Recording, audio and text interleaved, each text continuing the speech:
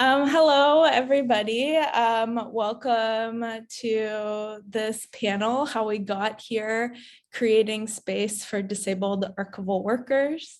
My name is Grayson Brillmeyer, and I'm located on the traditional territory of the 𝐀𝐻𝐬𝐭𝐫𝐚𝐜, a place that has long served as a site of meeting and exchange amongst nations.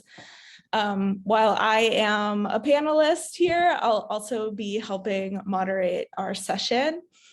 And before we get started, you may have heard that AERI is transitioning to a new steering committee, and there are 4 positions left to fill, and nominations will remain open until Friday, the 16th of July. Please consider supporting the transition to the steering committee by joining the committee. The nomination information is on the listserv. And if you have any questions around what that would involve, you can contact Joanne Evans. And I will also put some links in the chat for more information about that. So today we'll be discussing multiple initiatives by disabled people working on disability, accessibility, and archives from the perspectives of 4 disabled archival workers and folks working in the archival field. Veronica Dennison, who is a university archivist at Kansas State University, Michelle Ganz, who is at Dominican Sisters of Peace, Lydia Tang, who is an outreach and engagement coordinator at Lyrasis, and myself, I am an assistant professor at McGill University's School of Information Studies. I would like to just start this panel with a huge thank you to Lisa, who will be doing the live captioning for our event. Please turn on captions if you need them. And yeah, just a huge thank you for helping increase accessibility of this panel. Just a small note on the format. So we have a set of guiding questions that we'll be discussing as a group, since each one of us has worked on different projects, some of which overlap and have evolved over time. And then we'll have about 10 to 15 minutes for a Q&A to help extend the conversation a little bit more broadly. So here are our names and titles. I forgot to advance the slide, but we will start by this first question of what is the history of disability advocacy that you've been involved in? So really thinking back of what we've been building on. So I will turn it over to my co-panelists.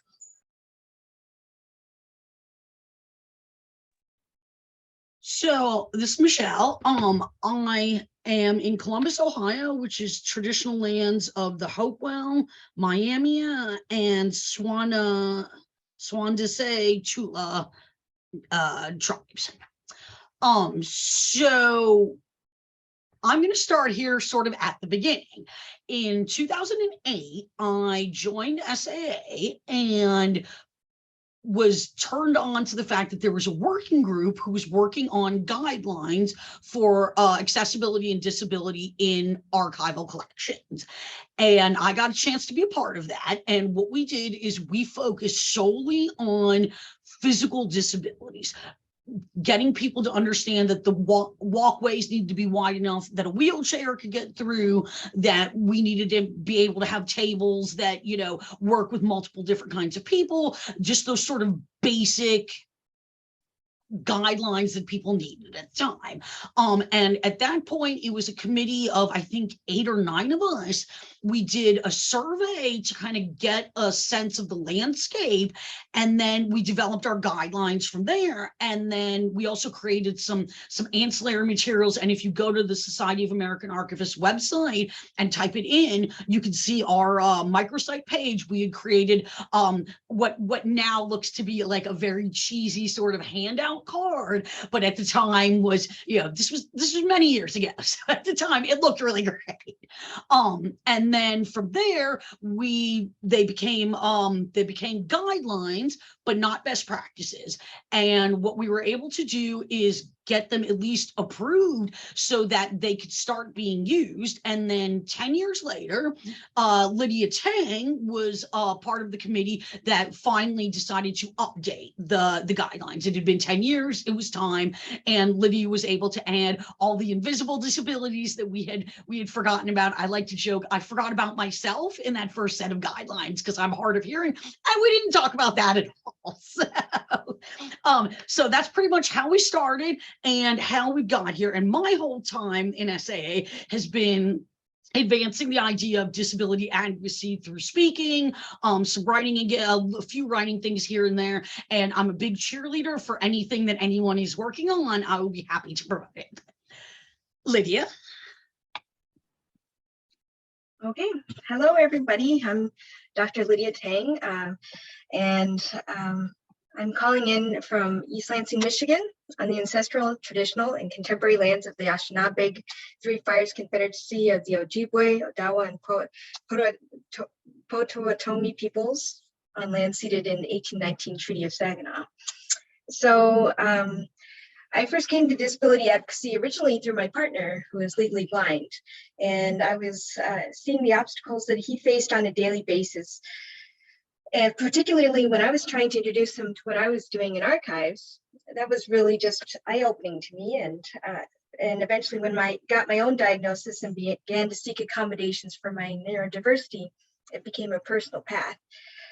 So like Michelle was saying, I joined the 2018 working group to revise the best practices for accessible archives. We made it into the guidelines for accessible archives for people with disabilities.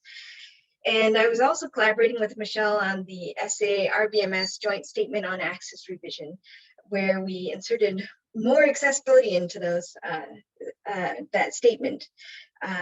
And so the working group that I was on, as we were wrapping up our work, we wanted to make sure that the ideas that the guidelines were putting together would continue to be evolved, and we didn't want it to be put on a shelf and just be out of the way for another decade. We wanted our community to continuously advance it, and so originally the guidelines were placed under the care of the Reference Access and Outreach section of the Society of American Archivists. But I spearheaded forming the accessibility and disability section. So what I did is I gathered together a group of people, about 20 people, including several people on this panel here, to collectively envision this new section. And so we built a proposal for SAA Council. And so when we were in the process of circulating the petition, to get a petition before council, it needs a minimum of 100 endorsements. And we actually got that within 6 hours of circulation, and then got 300 signatures by 4 days. So it was just a tremendous, it was very clear that there was a tremendous support for this section. And so the section was approved in August 2019. And so I asked Michelle to be the inaugural co-chair along with me. And we had an awesome and consistently amazing steering committee for this section. And we've been building the section midair, but it's been amazing. Everybody's been contributing their skills and perspectives to building it. And just to quickly recap some of the things that the section has done.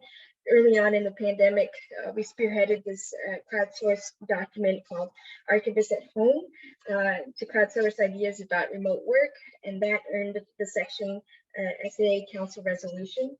And so it was an accessibility document about the flexibility of work, and we hope that it continues to leverage and keep the door open for more flexible archival work going forward.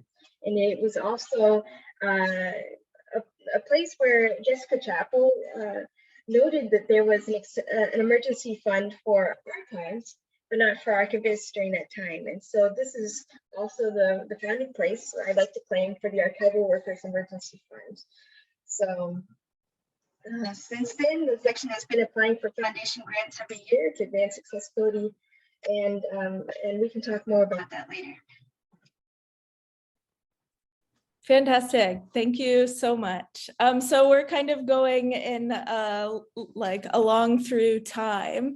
So our second question is, building on this history, what kinds of projects are you working on now?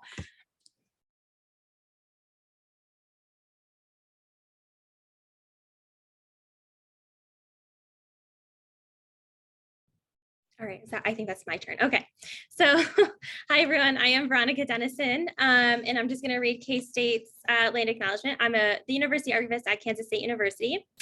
As the first land grant institution established under the 1862 Morrill Act, we acknowledge that the state of Kansas is historically home to many Native nations, including the 𝐀𝐿, Osage, and Pawnee, among others. Furthermore, Kansas is the current home to 4 federally recognized Native nations: the Prairie Band Potawatomi, the 𝐀𝐿𝐭𝐥𝐞 tribe of Kansas, the Iowa tribe of Kansas and Nebraska, and Sac and Fox Nation of Missouri in Kansas and Nebraska. So what initially kind of led me on this path of getting involved in, like accessibility and disability in the archival profession was actually through a personal experience. In 2016, I acquired a physical disability, and I would say accessibility was on my mind in terms of users, but not for like archivists themselves. And so because of my disability, it's a permanent disability, had multiple surgeries. It's an arm one, so my hand goes numb, my arm is stiff a lot. So when I had like a perfectly working arm, and then one day that was gone. But I experienced some pretty troubling, like my experience in my workplaces was not very great. Through this whole process of having to be out for surgeries and not being able to, lift things or carry things or move things or push carts. I lost my arm pretty much for 2 years, the use of my arm for 2 years. And I was told things like, I never would have hired you if your arm is like this at the time. My other colleagues were upset that I had to take 2 weeks off for surgeries every now and then, even though I had the sick leave. And it was a troubling experience, with many not realizing how hurtful their comments were, or recognizing the sheer impact of the situation, or like my feelings about they were having it be more like it was affecting them than thinking about like what I was going through. So about the time that I was leaving that position for a new position, the Accessibility and Disability section put a call out for the inaugural steering committee. And I applied and was accepted. And I realized that I was not alone in this, that there are other disabled archivists out there. But when I was going through this experience at my previous institution, I had talked to some of my other friends in the field. And, while they had more temporary disabilities, they'd have surgery and have to be out of work for a couple weeks, or they couldn't lift things for like 6 weeks at a time, they also experienced some pretty negative comments about that themselves. And so I realized that this is kind of a problem in our profession. Probably not the only profession, I'm sure, but and so after I joined the steering committee, the Society of American Archivists at the same time put out a call for session proposals for the 2020 annual meeting. And I put in the Google Doc a proposal for archivists with disabilities, would be the session title, and it was accepted. And I presented with Michelle Ganz and Abney and Chris Tangway about our experiences as archivists with disabilities. And we offer suggestions to others with disabilities and how to be allies of your colleagues. But it was through this proposal that Grayson reached out to me regarding their research on disabled archival users. And through many conversations, we decided to kind of expand our research to cover ways in which disabled archivists navigate the archival field and archival labor. And through this, we began our project, The Labor of Belonging for Disabled Archivists. And Grayson can talk more about that project. Sure, yeah. So a lot of my research previous to working with Veronica was really focused on disabled archival users and thinking about the impacts of archives for disabled people who use them. And it was really exciting to then be in conversation with Veronica, thinking about archives, job descriptions, even including physical requirements, like being able to lift 50-pound boxes or climb ladders. And so we decided to do kind of a sibling project to my previous research. And instead of looking at archival users, interviewing disabled archivists about their experiences in the profession. So we interviewed 12 disabled archivists and archival workers in semi-structured interviews. All of the interviews were conducted within the past, I guess, like year and a half, and everyone was compensated $50 Canadian.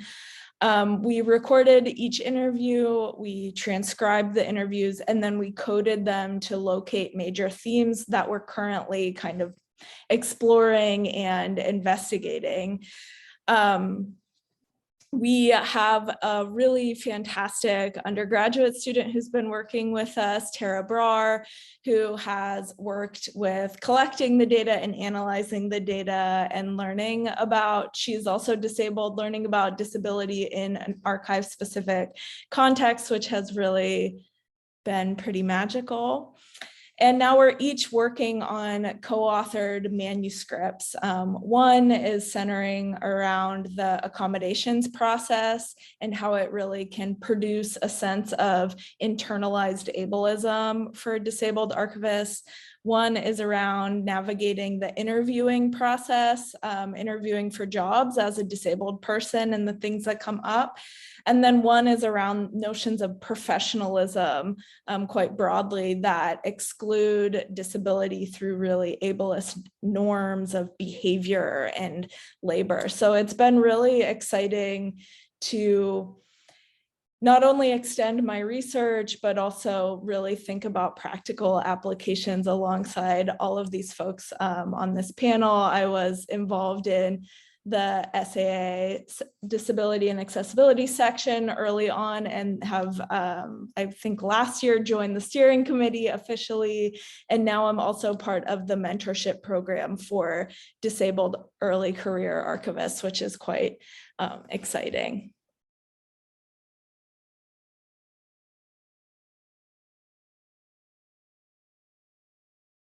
I don't know if Michelle or Lydia, you have stuff that you want to add on what you've been doing that sort of builds on the history. I've been doing a lot of mentoring, sort of building on all of the ideas that we've talked about over the years and sort of passing that off to people who are, you know, new to the profession or new to being disabled, and finding ways to help people one-on-one. So I've kind of moved away from the larger stuff that you guys are tackling. And so I've been working on finishing up a captions grant with the Society of American Archivists Education. It's one of the grants that the section has been very fortunate to receive over the years, one of a few. And so we've been working with a team of really fantastic volunteers who are using the Rev platform to do quality assurance for some legacy SAA captions videos. So we're nearly done with that. Very, very excited to push that over the finish line. I'm working with Grayson on co-editing a book called Preserving Disability with Whitman Books.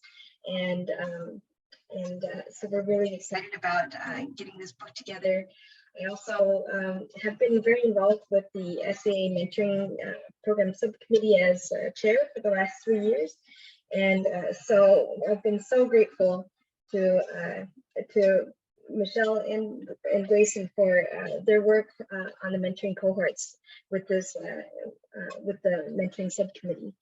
And I will be starting a 3-year term on SAA Council, and I'm looking forward to supporting the section and initiatives on disability and accessibility in this role. Thank you so much. Lydia, do you happen to have a link to the mentorship program that you could share with everybody? Well, I'm You're muted. I know, I'm wrestling a little bit, clicking around a bunch of stuff. Let me look for it and drop it in. So the mentoring cohorts the application is currently closed because we have it basically spanning for about 7 months at a time. So I would say keep your eyes open in the future for announcements from the SA mentoring subcommittee in the future. But there is also an informal mentoring sign-up sheet that is on the Society of American, on the Accessibility and Disability section's microsite. So this is a much less formal thing. There are some people who volunteered to be mentors, and they've indicated how frequently they're able to potentially meet with people. And if you want to sign up, you can sign up, or just basically put an X and then reach out directly to the people there. So I'll try to get that link as well. Thank you. It looks like the SAA site is down right now. So oh wait, it just came back up. All right, link's coming. Great. So moving on to our third question for everybody on the panel. What do you wish people understood about accessibility and disability in archives?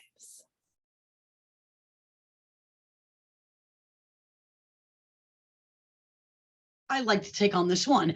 The biggest thing that I wish people would understand is that the accommodations that we make for people with disabilities help everybody. If you have a magnifier on the computer in your repository and it's designed for people who are low vision, but it will also work for those people who forgot their reading glasses that day. So it's really important to understand how universal a lot of this accessibility stuff really is.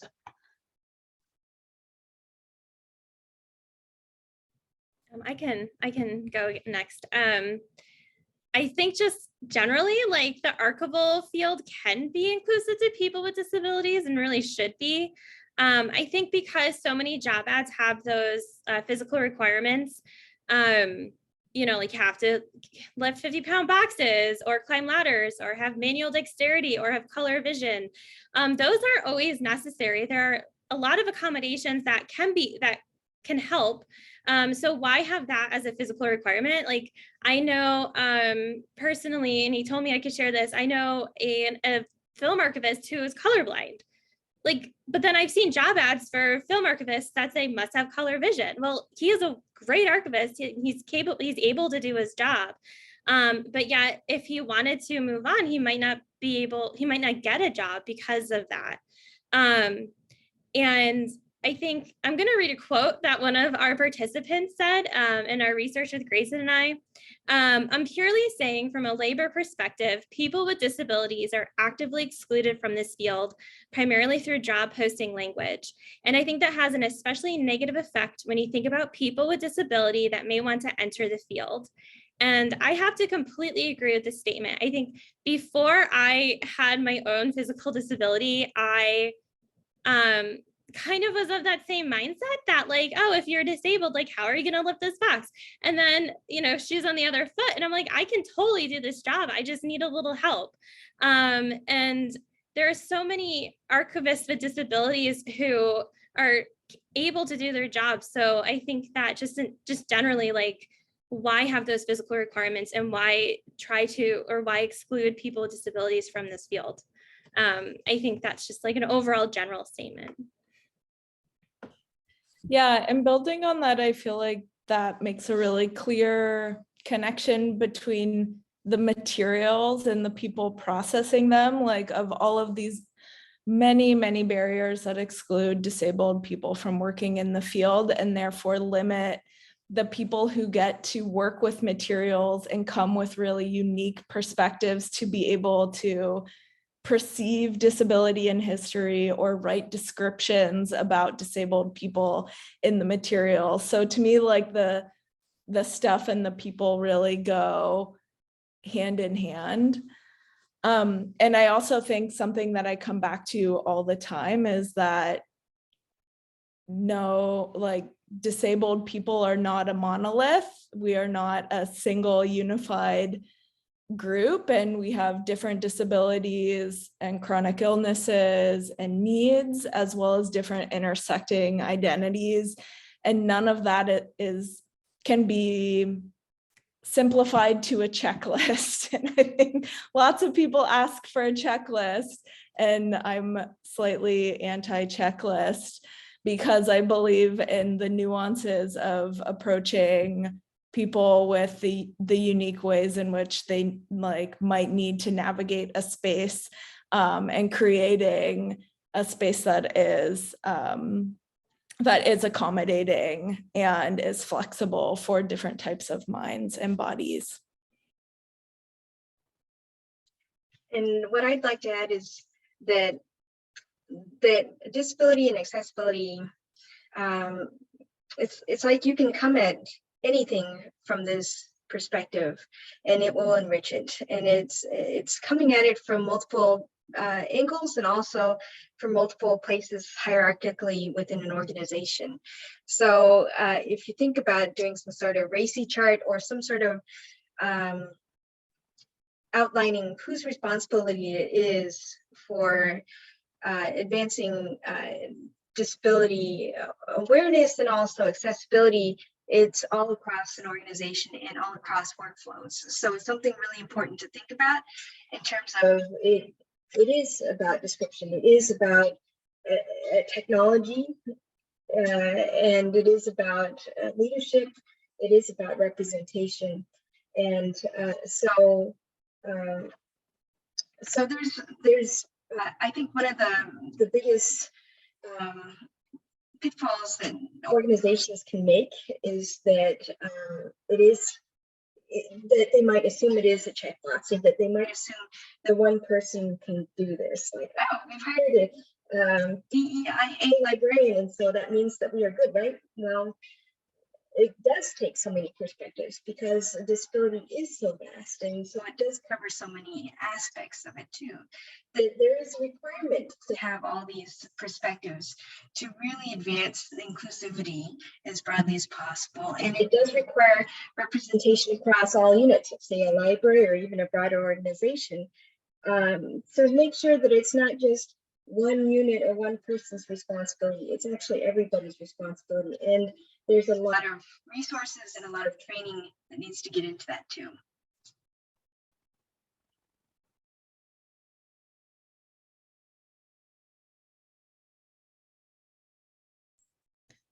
Fantastic. So we can move on to our final question before opening it up for a Q&A. I think we wanted to be able to share resources. We've all been putting links in the chat, but we can have a more explicit conversation of sort of expanding our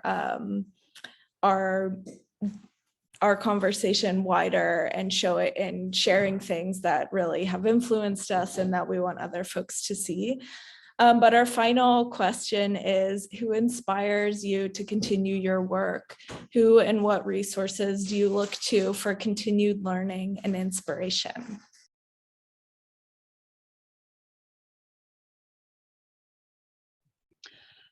For me, I am inspired by the people that I am meeting who do not go through the same sort of road to acceptance that I had to for my disability, who are, advocating for themselves. They're not ashamed of their disabilities. They're proud of who they are and what they can accomplish without any help.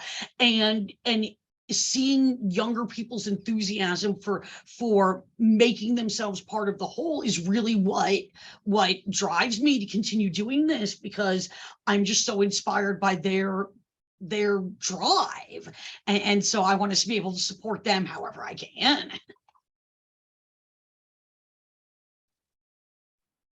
I'd agree. It's the same for me too. So when I had that survey for getting the endorsements for the section, and also when I did another survey for the impact of the Archivist at Home document, it was just so validating to see that the section was important and people were getting a lot of value from it, and it was a valuable entity in itself. And so that's what inspires me, is just hearing from other people that way.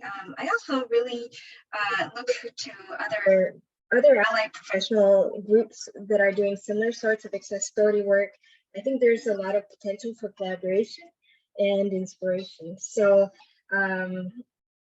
I enjoy following CRIP, so that's the hashtag CRIPLIB on Twitter.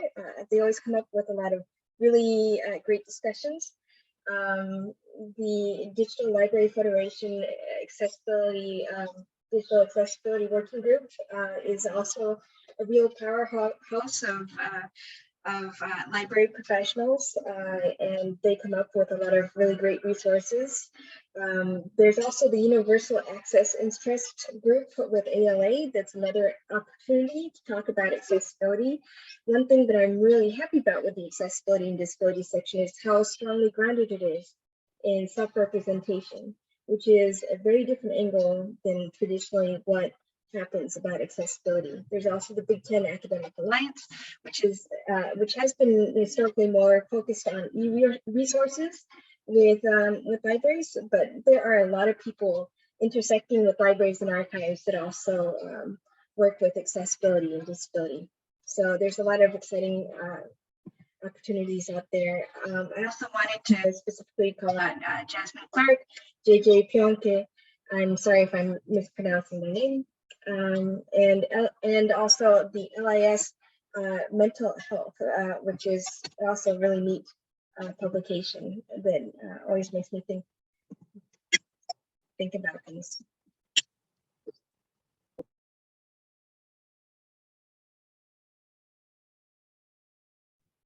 I would just to kind of repeat what Michelle and Lydia kind of said. Yeah, it's the people that that's why I got it. It's why I started on this path, and why I want to continue on this path is especially after working with Grayson and interviewing our participants and hearing everything that they've gone through, and like almost like quasi trauma that they experience, and how like hard they have to work to get a position sometimes, or how afraid they are to disclose, that I want to be a part of like breaking down that stigma and that barrier, and like making people realize that this isn't okay. And you know, I think that's why I like to continue this.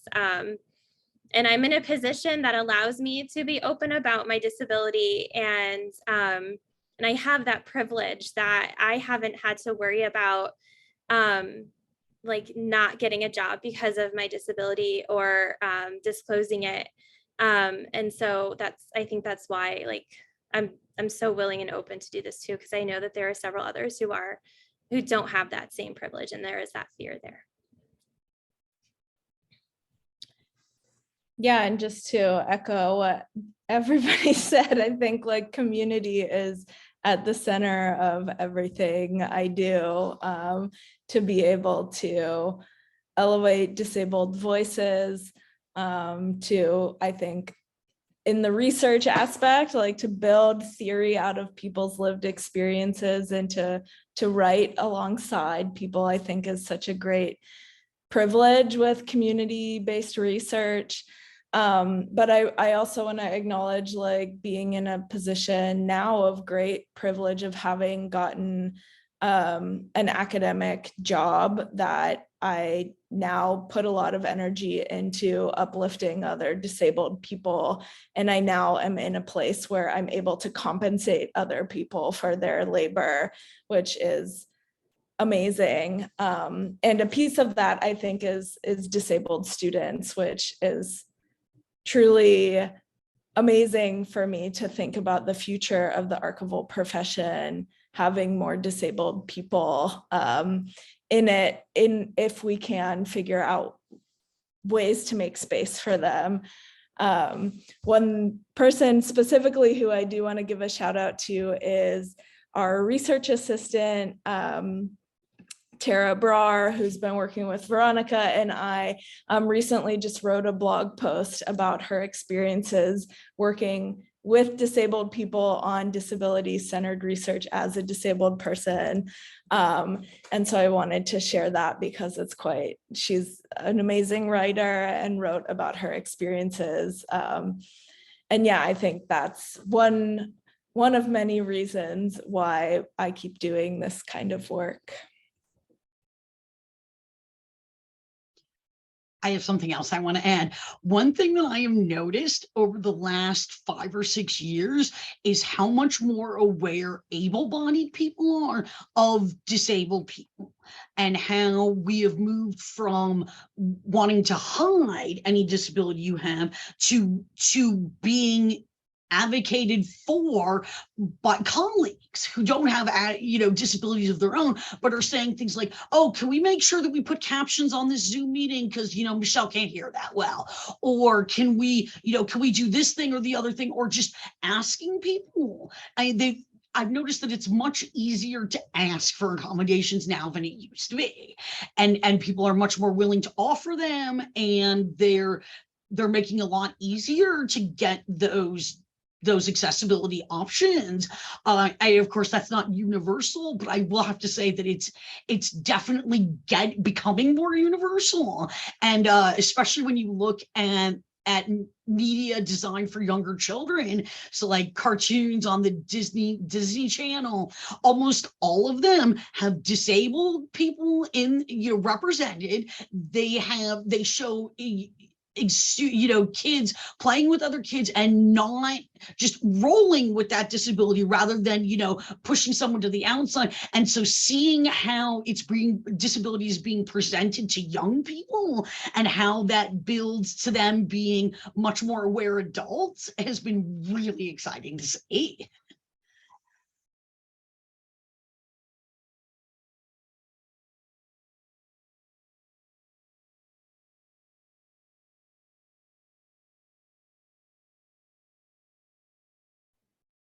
So I think we can turn it over to the audience to sort of help us extend our conversation a bit.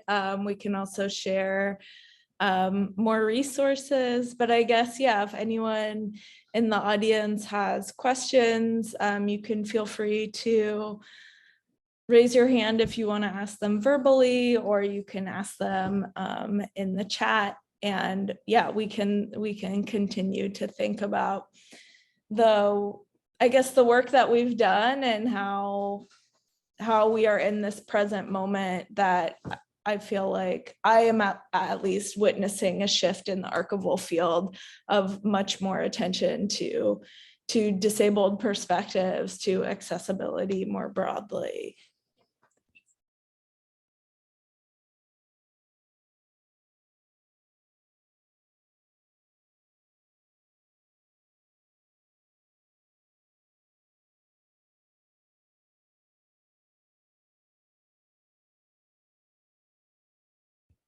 Yeah, Emily, go ahead. I have a question, and everyone kind of touched on this a little bit, but I would be curious to hear opinions on what everyone thinks sort of the near future looks like for the profession in terms of accessibility and disability.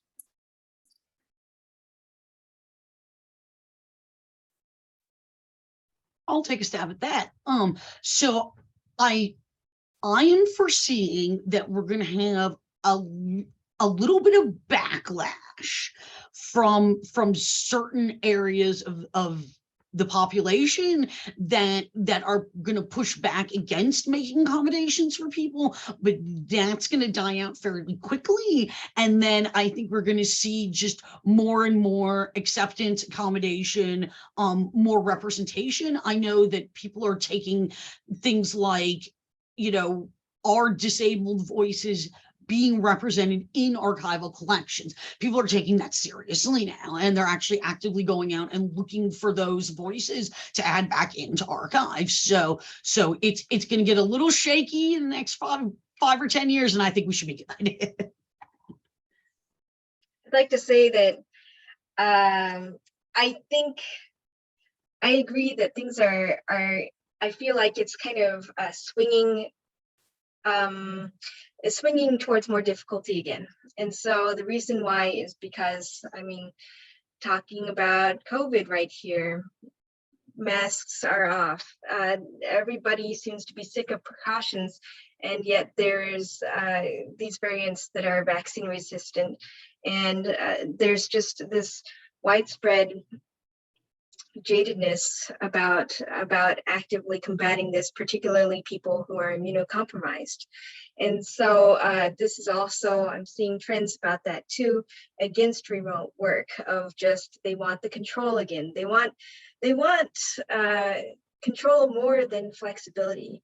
And so if there is going to be the swing in the opposite direction, if we get our foot in the door and keep leveraging it, it has to be done very proactively and very ferociously too.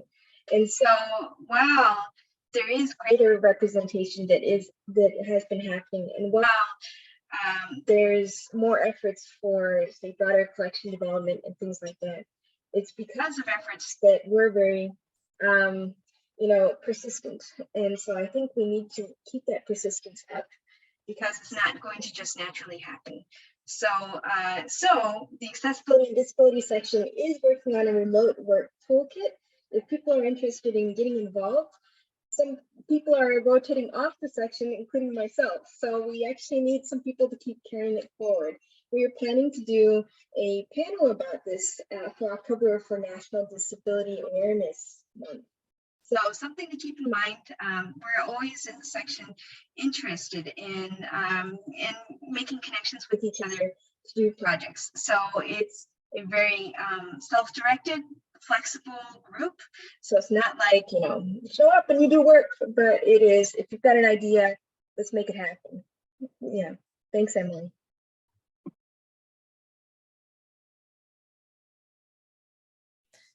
Just to complement all of that, I'm also seeing like an uptick in people outside of the archival field paying attention to archives and doing work with archival material and with archivists, which I think is particularly exciting to see folks in disability studies and other fields thinking about archives very critically. Also seeing a bunch of projects pop up, like Amy Hamray is working on the Remote Access Archive, which is documenting disabled people's experiences with remote or virtual connection, which is, I think, is quite amazing. And there's a number of other projects that are starting to document disabled experiences. So I think all of this is just to, I think, complement the work that has been being pushed forward by disabled archivists and disabled people in the archival field, where I think it's a two-way street of both the archivists sort of reaching out and engaging with disabled people more broadly, and disabled communities also thinking about archives and histories in new ways that are, I think, very exciting. I'm currently working on a new project about CRIP futurity around archives, of how disabled people want to be remembered in the future.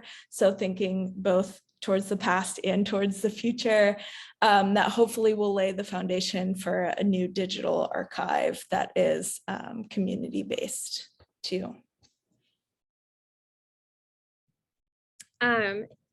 To kind of say what everyone else said a little bit, but yeah, I think we've seen a little bit of an uptick too in conference sessions, presentations, journal articles being written about disability in the archives, on disabled archival users, but also disabled archivists as well. People asking for more of that, whether they're disabled archivists or people who want to be, or who are allies of people with disabilities. They're asking for more of that so that they can continue to learn. And I think that's a good thing. I will say I agree when Michelle said that there are going to be people who fight against it a little bit. I think most of us have received comments at some of our presentations that kind of show this, that, you know, they're like, well, I don't understand, like if someone's personality doesn't fit with us, how can they work with us? Or question, or like when we wrote our article for American Archivists, Michelle and I and Chris and Ann, we received a reviewer that said some pretty troubling comments, in my opinion. And knowing that they're still out there and they probably hire people, I don't know how I feel about that. But yeah, I think it is going to be kind of an uphill battle, so to speak. Like there will be pushback a little bit. But I will say also, between searching for jobs 10 years ago and searching for jobs more recently, I have seen a little bit less physical requirements. And I wish we could have done studies on that 10 years ago versus now, so we could like prove it. But I will say, I'm pretty sure I've seen less physical requirements. I don't know if that's just like what's been out there or not, but hopefully that stays and we see less and less over the next few years.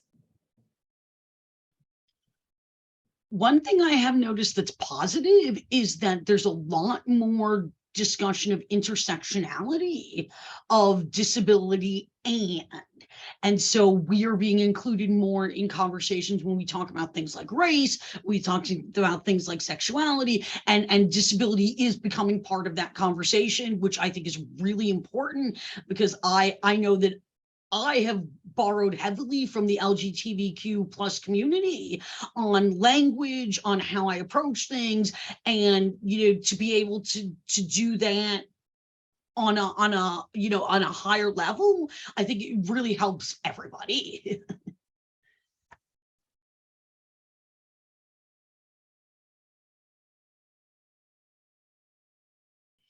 I will also say too that just thinking about these two major projects of mine, like when I was looking for disabled archival users to interview versus have this newer project with Veronica with disabled archivists, just seeing the like drastic uptick in how many people respond to our calls for participation, and truly how amazing the community building within that research is, of us establishing these relationships. And in my past research, connecting all interviewees together as a cohort to continually build and build and build community, and also seeing the desire for that when we're connecting with folks who we've never met before, but who are disabled working in the archival field. I think that is the cross disability solidarity, the coalition building, and the community, I think for me is a really exciting future pointing aspect of being in this current moment doing this work. I wanted to follow up on a comment that Lydia made in the chat, which is talking about interviews and what we're seeing in that area. And I have definitely seen a hugely positive shift in how interviews are done. When I was first interviewing for jobs, there were no options. We weren't given options about anything. And one of the last interviews I did, they sent me the questions ahead of time. They asked me if I needed any accommodations. The last in-person interview I had, they asked me if I wanted to go somewhere to eat or if I wanted to just get coffee. Like, I had options for what we wanted to do. I had options for where we sat in the restaurant. So it was really nice to see that at least in the bigger institutions that they are really adopting more of these best practices that we've been talking about for years and years. And the thing about giving the people the questions in advance, it just, not only does it help people who are neurodivergent, it helps everybody, because we're all a nervous wreck when we're in an interview. So if you could prepare a little bit ahead of time, that it makes everybody feel better. And I'm glad to see that employers are recognizing that, and they're no longer putting us on the spot to see how we reacted, and it's much more of an honest interview, I think.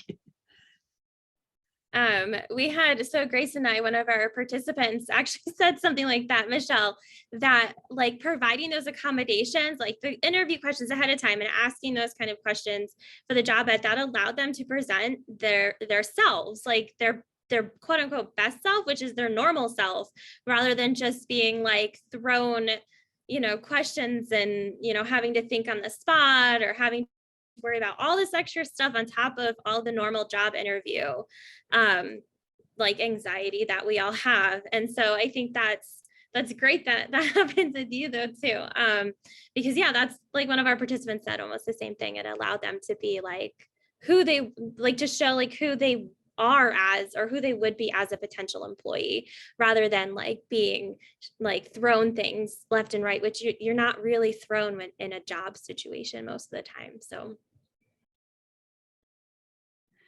I think also what this conversation reminds me of is a question that came up at another conference that Veronica and I presented at, where someone asked about the differences across different types of institutions. If we found by talking to disabled archivists that, different types of archives were more or less accommodating or good about being accessible to their disabled employees.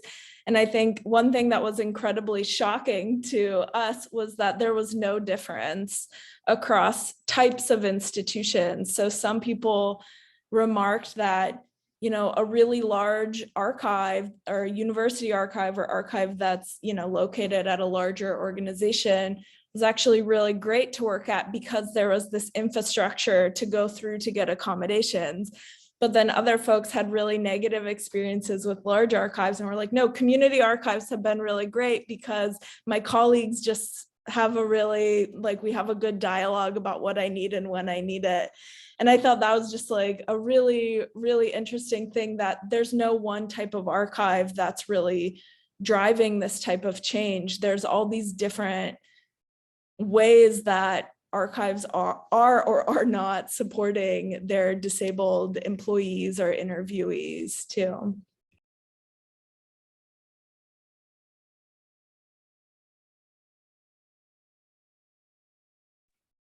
I also wanted to mention that the guidelines for accessible archives for people with disabilities is going to start a revision. And so we have just created a survey to gather feedback about these guidelines. So in this link, this goes to the survey. There will be a link also to the guidelines. And so we would love your feedback about what is good and what also should be revised or expanded. So we love your ideas about that. And please keep your ears perked for other opportunities to give feedback as well. The section is going to have their annual meeting, and I need to look up exactly when, so hang on. I will jump back in later. Well, we have probably enough time for one more question. If anybody has any other questions or comments, or even if the panelists have questions or comments for each other. Fantastic. We have a question in the chat that I will read aloud. Are you aware of any other research going into describing disability in historical collections? Namely, I worry about the binarism of the way a lot of archival descriptive standards describe anything, and worry about the way folks are, sorry, I lost my spot. Folks are described as disabled in finding aids. I'd be curious to see if there's any work on person-first language or doing participatory reparative descriptive work with disabled people represented in records. It's a great question. I know there is a lot of work being done in terms of language around race. And I swear I read something somewhere that someone is working on this, but for the life of me, I cannot remember what it is now. But I do know that this is something that is being considered by catalogers, especially, and how more and more people are paying more attention to the language that we use. And I know that there's been a lot more concern, more care being taken when creating new collections. I don't know how much work is going on the legacy collections, but in my opinion, I would rather have a warning on the collection saying, please know that there's language in here that is offensive, but not changing it. Because I think when it comes to disability, the language that is used to describe disabled people is very, very important. Because we've seen it come around. Like when I was growing up, the word cripple was like highly offensive, and now we've come back around to people are reclaiming that term and taking away the stigma from it, but it's still hard for people like me to say it because it feels like a bad word still. But I know that people have been talking about it, and I think it's a little bit stickier when it comes to disability because there isn't a standardized disability language. The terms that I use for myself may not be the ones that anybody else uses. And that's the difficult thing about disability is, like somebody said this earlier, we are all unique individuals. Even if we have the same disability, we are still completely different people. So it's not like there's a group identity that you have with some other groups where, like the LGBTQ plus community has a list of words that are no good anymore, and it's very easy to apply those to everybody within the community.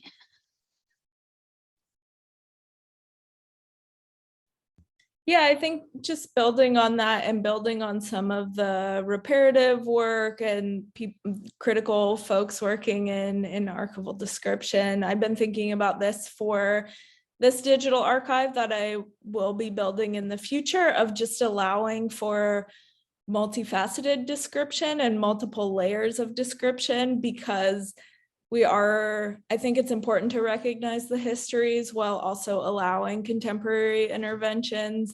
And there's no kind of one way, as Michelle said, there's no one way to correct, and nor would any correction be a permanent solution. So the language around disability is quite complex, and something I've written a bit about too, which is, yeah, really sticky and really exciting to think through. Yeah, and again, shout out to disabled archivists who are able to grapple with that and do that work and recognize that complexity too. So I think we are just about out of time, but I would like to thank everybody. I would like to thank my co-panelists, as well as Lisa for captioning for us, as well as you all for joining us in this conversation today. I'm going to put my email in the chat here. If you would like to reach out to chat about anything, to get help with resumes and CVs, if you just want to complain about being disabled, shoot me an email. I'm around anytime, and I love to chat with people. Yeah, likewise, put my contact in there too. And thank you all again. Thank you. Bye, everyone.